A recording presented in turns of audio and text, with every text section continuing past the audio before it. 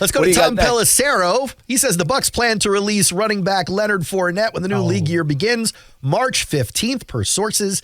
GM Jason Licht mentioned recently that he felt Fournette was still a 3-down back in this league.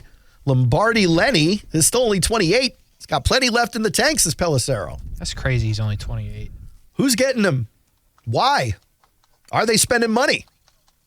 Like, what is the place of the big-time running back in the NFL? We talked about this a little bit with Bijan, the prospect coming out of the draft, the big guy who's expected to be the top running back drafted. We talked a little bit about it with Saquon Barkley.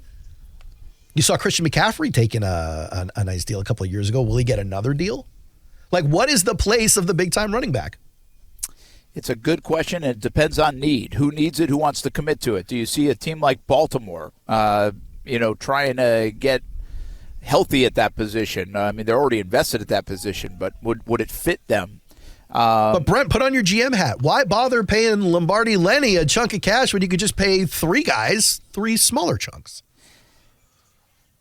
Well, I'm not paying 3 guys smaller chunks, but I do understand your point. I'm not paying ridiculous money for a running back. Yeah. I would agree with that. And that's where Josh Jacobs and other guys fall into this trap of, okay, what do you do? Pay them? Yeah. What should they get worth? What will they get? And that's going to be an interesting piece.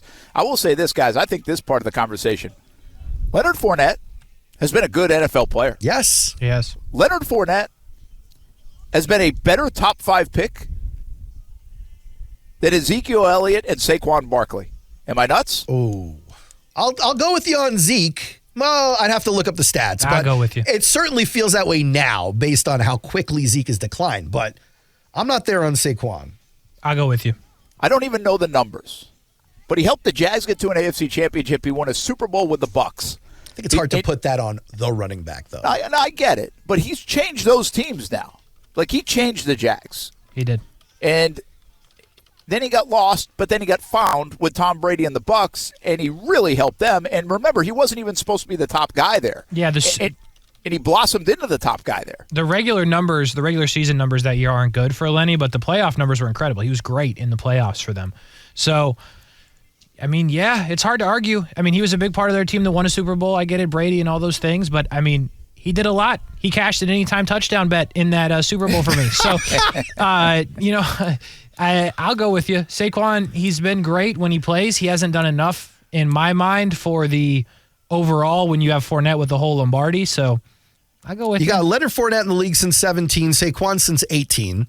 Lenny's played 29 more games because of injuries to Saquon Barkley. Availability, the best ability. He only has 100 and something more rushing yards on Still more. Almost 300 more carries. It goes backwards sometimes. And then the receiving yards, he's got actually 400 more receiving yards. 500 total. On 10 more receptions. Yep. Efficient in the passing game. Same touchdowns receiving.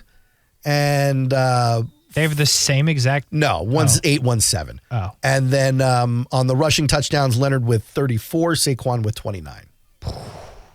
So statistically, if you just did I would not call them the same. Saquon's been better.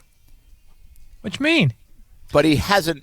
I mean, Saquon made his team a lot better this year. Saquon's been better because he has 29 less games and he's nearly tied in all the important statistical categories. You want to look at the playoffs? You mentioned him, Leonard Fournette, Lombardi-Lenny. Yeah. His playoff run, 9 games in the playoffs were Leonard Fournette. Battle-tested. Couple with the Jags, yeah. 604 rushing yards and 152 carries. That's good for 4 yards a carry.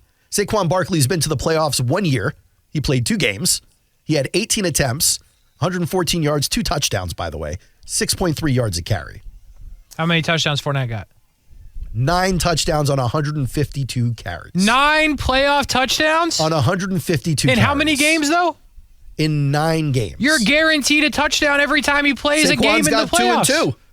Here's the thing. 2 is a small sample size. 9 is not. He's on pace for every game. 9 is different. When Leonard Fournette left the Jags, everybody's like, what a bust. I can't believe they picked him in the top 5. He's terrible back, blah, blah, blah, blah, blah, blah, blah. And a lot of that was because, well, in Jacksonville, you didn't get a long run out of him because of you just didn't. I never thought that they gave him enough credit for the 2017 season. The other part of it in Jacksonville is that was the year Deshaun Watson, before all the stuff, and also Patrick Mahomes were picked in the draft. So I get it. But the bottom line is, this was not a bad pick. This is a conversation that we can have with Saquon Barkley. Yeah. This is a conversation that we can have with Zeke Elliott. Now, one might be better than the other, but the bottom line is they're in the conversation. Okay. And so, and I'm not sure you should have taken any of them in the top 5. But Leonard Fournette has been better than I think perception will have it in his NFL career.